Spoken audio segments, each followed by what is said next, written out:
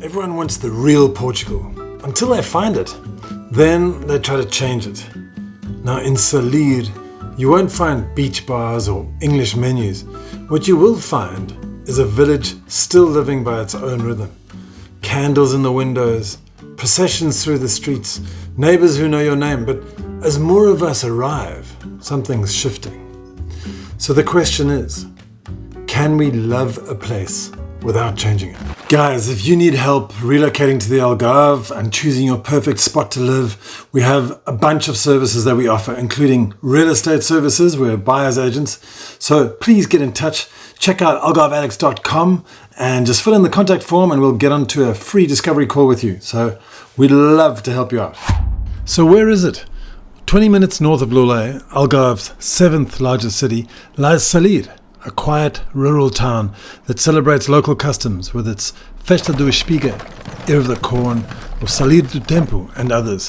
Salir do Tempo is like a medieval festival. It's really good fun. Salir's been here for centuries. First the Neolithic settlers, then the Moors with their hilltop castle, then the Christian armies that took it back. But history never stopped here. It just slowed down. Farming still shapes the land, and the Festa da Espiga still gathers people in the streets, and the pace of life measured more by sunrise and conversation than by phone signals. But the last 15 years have brought change. Fast. The expat community has grown. Some integrate, others not so much. There's more English in the air, a few new villas on the ridge, and just over the hill, places like Umbria are rising with prices and priorities from another world. This video isn't about finding the next place to buy. It's about listening to the people who lit candles in the dark before we arrived. It's about asking, when we fall in love with a village like Salir, what responsibility comes with that? Because Portugal doesn't just need more visitors, it needs more neighbours. Nick and I stopped in for a quick breakfast before I set off around on a walking tour of Salir. After that, I'll name the best points, the most important spots in the town.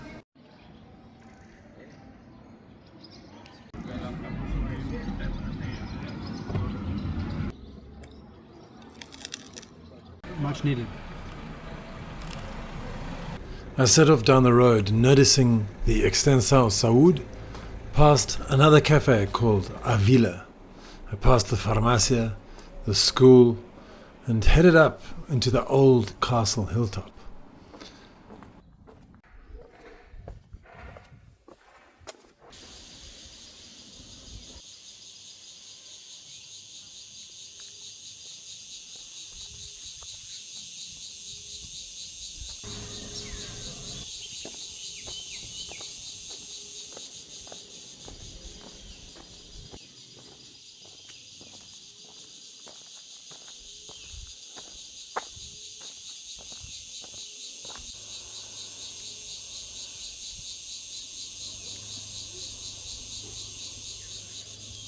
It's basically a ruin now, with a church close by and a museum called the Polo Museológico de Salir, which exhibits some fascinating finds from the 12th century.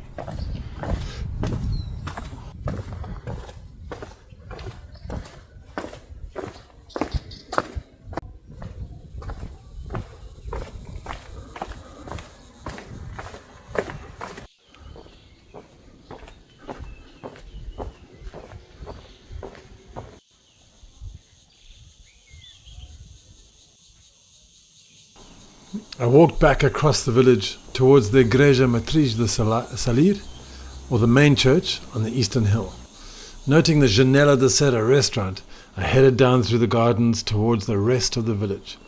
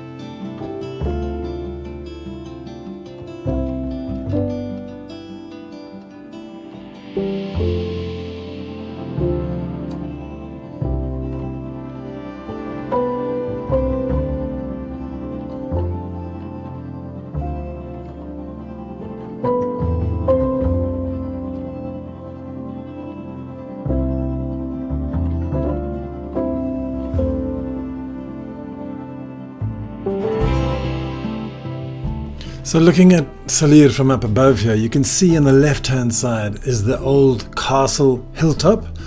And then on the next, it's almost like there's two hilltops, right? And then on the furthest hilltop, there is a water tower and the church, which we've walked past before. So we've walked around the village, we've checked it out. And to be honest, it feels like a bit of a slow video, this, because it really is a slow place. I mean, there's a handful of restaurants and cafes that you can go and eat. Not much going on. There's a couple of events during the year, but this is a slow place. And if you want to move here, you really need to integrate with the locals, to interact, to try and have something going on, to have some kind of social life. You need to learn to speak Portuguese, at least enough to get by. And you need to embrace the slow lifestyle, because this is not going to be a heavily social environment here. It really isn't. So that's the reality of Salir. Let's dive into the history a little bit. Back in the mid-1200s, Salir was still a Moorish stronghold, a hilltop fortress watching over the inland Algarve.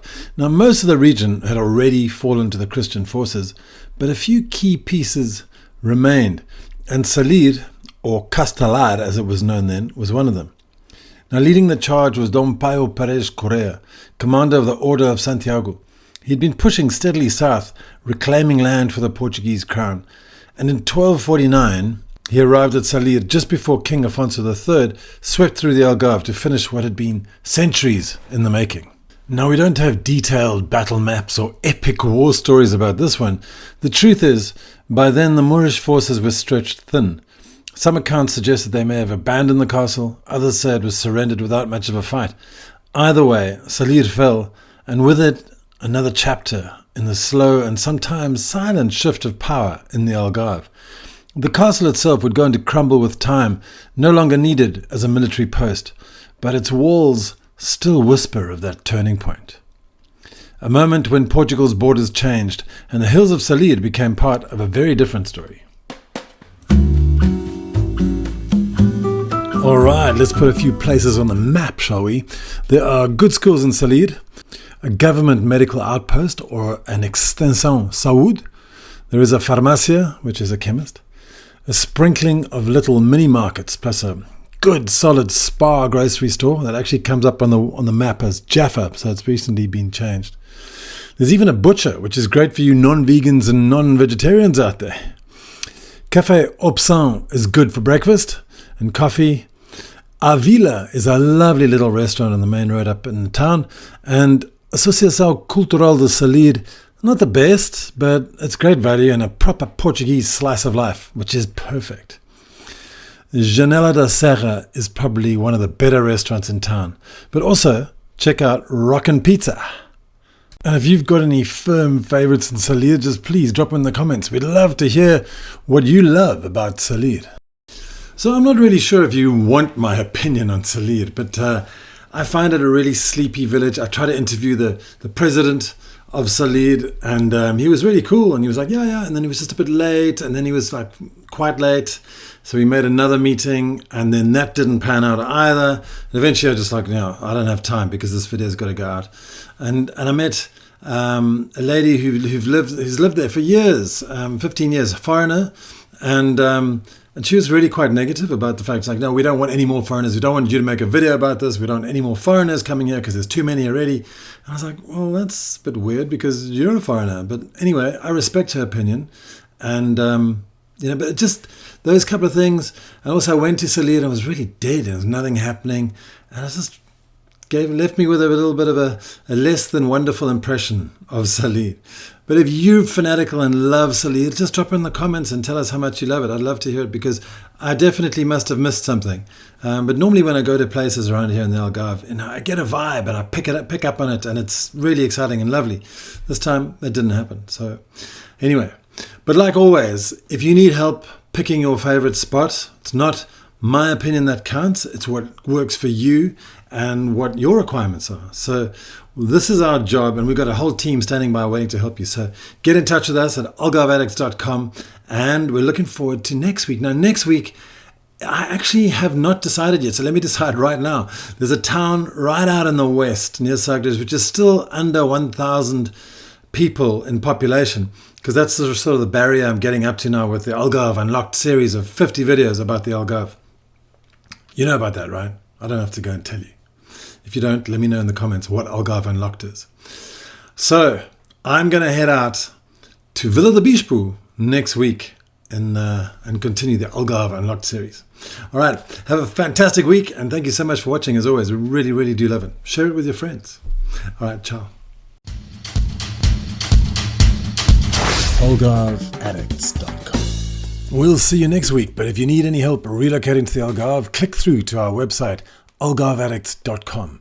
We offer tours, immigration assistance, long-term rentals, and we can buy your house.